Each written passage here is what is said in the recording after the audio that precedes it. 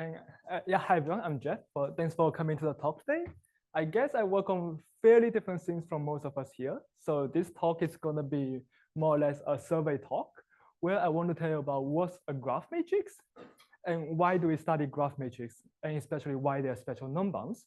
And in the end, I'm gonna tell you about what we know about them in this area and what we did in this work. And feel free to ask any questions throughout the talk. So what's a graph matrix? In general, we can think of it as random matrices with polynomial entries. Let me elaborate on that. In this talk, we are going to consider the setup where we have some input G. It can be some graph, hypergraph, some arbitrary input. And then we are going to build the matrix MG such that each entry of this matrix is some polynomial of the underlying input. And the polynomial can vary across matrix entries. Here I want to also point out that the dimension of the matrix we built can be arbitrary. Like it doesn't have to be the same dimension as the input. So what's an example of such matrix? Here's a baby example that many of us are familiar about, which is when G is a graph on n vertices, you can think of MG as the adjacency matrix of the graph. Here, each entry is just a degree 1 polynomial of the underlying input. And in the case that the graph is random, this is a random matrix that we built. Of course, there's somewhat more interesting example that we're going to focus on in this talk. For example, we are going to consider this essentially n squared by n squared matrix, still depending on the input graph, G. And this matrix is going to have rows and columns indexed by tuples of vertices. For example, in the case we have row index AB and column index CD, we are going to stick into this entry a degree 4 polynomial that's obtained by summing over all indexes of vertices T outside ABCD. And for each T, we have a corresponding degree 4 polynomial where GAC is the underlying input for the edge AC in the graph. Is that setup clear? Okay. And still, when the graph is random, this is still a random matrix. And since this is an n squared by n squared matrix, while we only have n squared bits of randomness from the underlying random graph, it is inevitable that we have correlations across the matrix entries in the matrix MG we built. So here's a recap. We are just going to think of some input G, and then given this input, we are going to build a matrix of arbitrary dimension such that each entry of this matrix is some polynomial of the input. And because we usually think of a polynomial as being captured by diagram or graph, for historical reasons, this is called graph matrix. And in some sense, the correlations across matrix entries is why we care about this family of random matrices. On the one hand, the correlation across entries prohibit us from applying most techniques from random matrix theory, which are mostly tailored towards i.i.d. entries. And this correlation also allows us to find applications to TCS. So that's the first part of the talk, and I hope I give you some sense of what graph matrix or what kind of random matrices we are working with here. But now let me give you a view of why we look at these and why do we care about their special norms. The first motivation comes from application to average case algorithms. And in fact, in this case, we don't even need to consider too fancy matrices. We can just consider random matrices with i.i.d. entries. And let me tell you a question that most of us already know about, which is the question in average case complexity, which we look at the plenty-click question in random graph. Here, we sample a random graph from Erdos-Jenny random graph distribution, which is just a distribution of graph on n vertices, where we sample each edge with probability 1/2 i.i.d. And the question we ask is, or we're interested in, is for what value of k can we certify an upper bound on the largest click of the graph. And here, due to the special algorithm, due to a long cleavage and pseudocurve, we actually know how to certify a bound of order root n. And let me quickly tell you about how it works. And this is where random matrix comes in. We are just going to consider the ±1 adjacency matrix, which is For each entry, if the edge appears in the graph, you put +1 or -1 if the edge is missing. And the crucial claim is that the size of the largest clique of the graph is essentially upper bounded by the special norm of this matrix. And here, the special norm or operator norm of the matrix is just defined to be the largest magnitude eigenvalue for a symmetric matrix. And here, using black box results from random matrix theory, we actually know that with probability much larger than 0.9999, the special norm of this matrix is at most 2 times square root n. Therefore, to give an upper bound or to certify an upper bound of the clique size of a graph, it suffices for us to compute and output the special norm of the matrices. So this is essentially how we can use random matrix to certify the planar clique. And in this case, we in fact just need to use the degree 1 polynomial of the graph. And I want to point out that similar spectral techniques also apply to many other problems that have been studied in average case complexity. Such questions being random refutation of random CSP or community testing, sparse tensor PCA, and many more questions. And in the planar clique case, we only use i.i.d entries. However, for more complicated problems, we need to work with more complicated matrices. And this is where these matrices of polynomial entries comes into play. However, that's not the only motivation for us to study random matrices. Like many of us here, we probably care more about lower bounds. And in fact, random matrices and their special norm is also intimately connected to average case hardness. Let me tell you why. There are a couple general techniques to give evidence for average case hardness. One being reductions, which is what we are more familiar with in the worst case setting. However, there are natural barriers for using reductions in the average case setting because gadget reductions have trouble preserving the distributions. Of course, there have been exciting progress in recent years, but I think one of the questions that remains open is we don't know a reduction from random 3 set to random 4 set, which is fairly straightforward in the worst case setting. And other philosophy to study average case hardness is to consider unconditional hardness for restricted models of computation, such being circuit complexity, or more recently, it has been a lot of works on low degree polynomials or stable algorithms by the study of overlap gap property and more. And today, I'm gonna focus on another family of algorithms, which is the sum of squares SDP. This is a family of increasingly powerful semi-definite programming. And we know that it captures linear programming and spectral methods, which is a spectral techniques, including the computation of spectral norm that we just saw for the example of planar clique. And usually we think of the sum of squares algorithms as being parameterized by sum of squares degree. Degree d sum of squares runs in time into the order d. So this gives us a nice interpolation from polynomial time computation, which corresponds to constant degree sum of squares, to exponential time, which is like degree n sum of squares. And here's what we know. We know a lot of things about sum of squares SDP by now, but here are some important results. We know that degree 2 sum of squares is optimal under unique game conjecture. And for many worst case problems, we don't know much when we just move to degree 4, like slightly above the basic level of SOS. And similar situation apply to average case problems.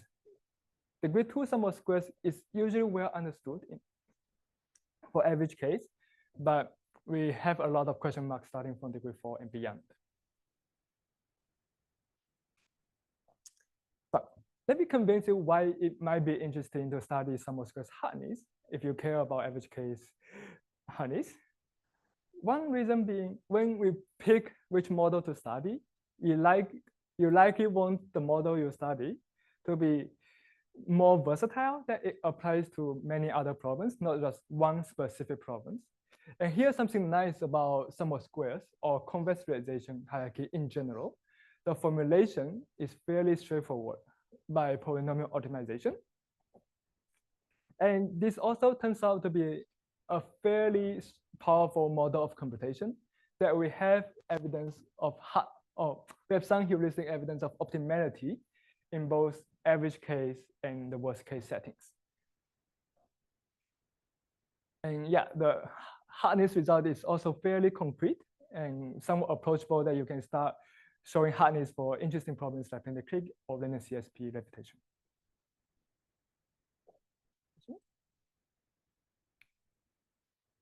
Okay, so far I only told you what is average case hardness, but what do I really mean that random matrices can give you average case hardness? Let me tell you about that. This comes to the view of sum of squares in the average case setting. This is a Spark-Notes view, by the way, like it's more or less informal. So maybe, but I think here's is a good like heuristic view. Also, you can kind of think of degree D sum of squares as a gigantic matrix of dimension n to the order d by n to the order d. And for this matrix, each entry is a degree order d log n polynomial of the underlying input. So what's an example? When people, when people study the printed click question, one of the polynomial that comes up is a click indicator, which can be viewed as a low degree polynomial of the input. And yeah, when we study sum of squares hardness these days, especially in the average case setting, it usually boils down to a systematic understanding of all such matrices. And this is where graph matrix comes into play.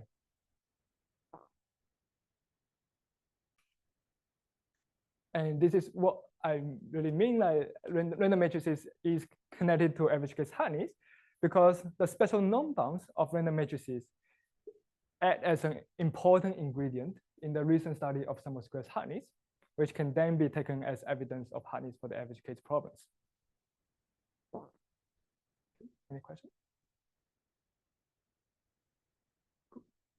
And in the study of lower bounds, unlike upper bounds where you can just work with i.i.d entries, in the study of lower bounds, we usually need to work with polynomial entries, which is these more complicated random matrices that we described in the beginning. And of course, there are many other motivations that you might be interested in random matrices and their special norm bounds. And I'm not going to get into that, but here's some related topics.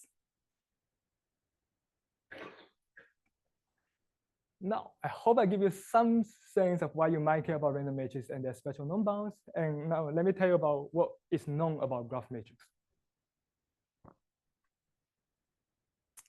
There have been some recent progress in this line of work. And so far, we think that norm bounds or special norm bounds in particular are fairly well understood for general polynomial matrices. And however, with some caveat, when the input comes from the i.i.d setting, for example, you have like random Gaussian input, or your input comes from Erdos-Jenny random graphs. And the state of art result is this recent work by Pravesh Katari and Potential and me, which we show norm bounds that are tied up to an absolute constant for sparse random graphs of Erdos-Jenny. However, there's one caveat in this line of work here, even up to this more recent work, is that all these results are restricted to i.i.d input. For example, it does not apply to underlying to when the input comes from random d-regular graphs, for example.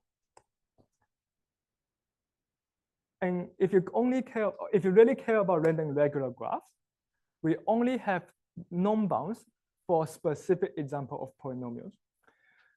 And such example being adjacency matrix or non-backtracking walk operator, which is a close analog. And this restriction that we don't know a general polynomial matrices prevents us from getting a really good understanding of higher degree sum of squares algorithms for random d-regular graphs. Any questions? Okay. So the question we consider in this work is how much does correlation matter if we focus on random d-regular graph because unlike the i.i.d. case of Erdos-Jenny graphs, now we have mild correlation between edges in the graph sample. And we are really curious, like, how does this correlation matter? Like, do we expect the norm bounds of these graph matrices, of these polynomial matrices, should they be the same as when the input comes from the i.i.d. setting? And a priori, there could be two answers. You might say, yes, the correlation is pretty mild between the input. And also another reason you might want to say yes is that for adjacency matrix or these like simple analogs, we do have the same norm bounds for i.i.d. and deregular setting. However, this question could also go another way, because we know that random deregular graph is low degree distinguishable by low degree polynomials from G and D over M. And such example is, we can just consider this degree 2 polynomial that counts the parity of length 2 blocks in the graph. It's not too hard to verify that in the Erdos-Jenny case, in the i.i.d. setting, this is a mean zero scalar with standard deviation into the 1.5, but in the deregular setting, it's going to be concentrating around its mean of order n squared. So this polynomial can add as a distinguisher for the input.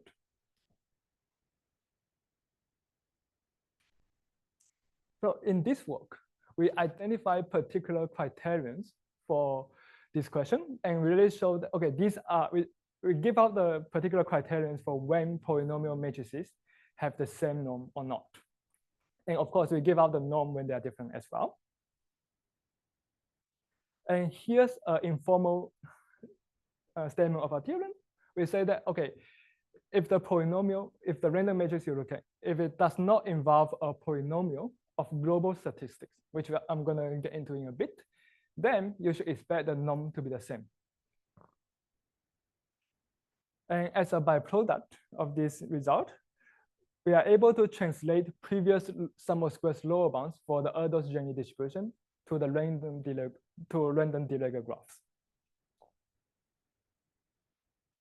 And here's an application. We focus on one example we look at is this independent set problem on sparse random graph. And previous sum of squares hardness is restricted to the G and D over N setting. And now using our result, we can get essentially the same result, but for when input comes from random deregular graphs. And one benefit of this switching result is that previously, we don't know any degree about 4 sum of squares lower bounds for random regular graph. But now we, in a almost black box way, we get like degree n to the delta sum of squares lower bounds. Now, let me quickly tell you about some technical ingredient that goes into our work. There are essentially 2 components. The first component being the trace-Moon method, which is fairly standard in the study of special norm bounds of random matrices these days. The high-level idea is that the special norm of a matrix can be well approximated by the trace of a high power of the matrix. And this essentially boils down to counting long walks in the random graph sample that satisfy certain combinatorial properties. So this component is very combinatorial in some sense. And there's a second ingredient that's more exclusive to our study of random deregular graph. Is we give this black box deviation bounds of polynomials on i.i.d. input versus on random deregular graphs. And this component is more analytic, one might say. And with these 2 components, we are essentially able to simplify or adapt the previous work of that applies to the i.i.d. setting. And we get to focus on this analytic component. And by combining these 2, we are able to give this general give norm bounds for general polynomial matrices when the input comes from the random regular graph distribution. But here's one caveat. It is actually not true that when we look at these deviation bounds for polynomials on i.i.d. input versus deregular graph, it's actually not true that the deviation is always small. For example, the degree 2 polynomial we saw in the beginning is one example that has large deviation between these two distributions. But we are able to capture this and to classify these kind of polynomials as global statistic polynomials. As, for example, this polynomial counts the parity of length 2 walks. And we are able to say that this is the only type of polynomials that will have large deviations between these two distributions. So here's one case to apply our result, really. If you care about this matrix, we are able to say that this matrix will have the same norm between these two distributions.